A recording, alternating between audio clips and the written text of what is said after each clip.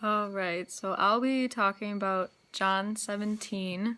This chapter is Jesus's prayer to God concerning his disciples, and then the people in the future who his disciples are going to be affecting, or just to all believers in general. The first thing that really stood out to me was in the first couple of verses.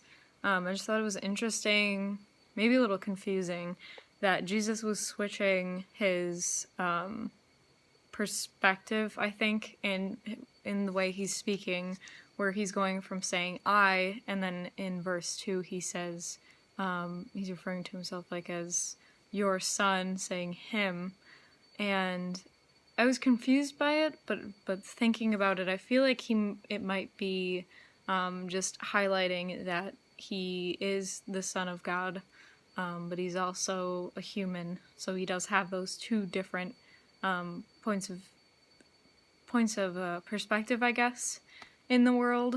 And then the first verse that really stood out to me was verse 9. He says, "I pray for them. I am not praying for the world, but for those you have given me, for they are yours." I just think it's really important to think about when you're praying, to not just pray for the world in general, or to pray for like all non-believers, because it comes down to predestination, that we are God's before we know it.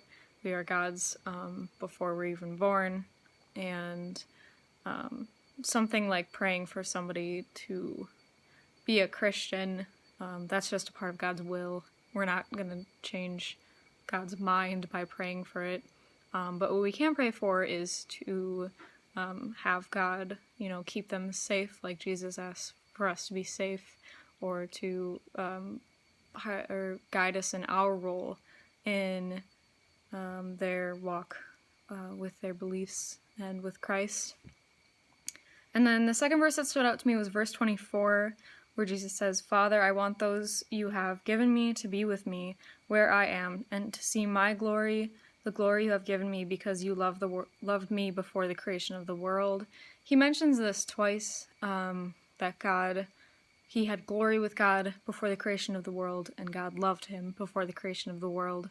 And I just think it's a really important part of this. I mean, the whole chapter, there's a lot to think about, but I think him highlighting this twice shows its significance, that Jesus is preparing to be with God once again after being on earth, and just the reminder that he was in existence before he was in human form.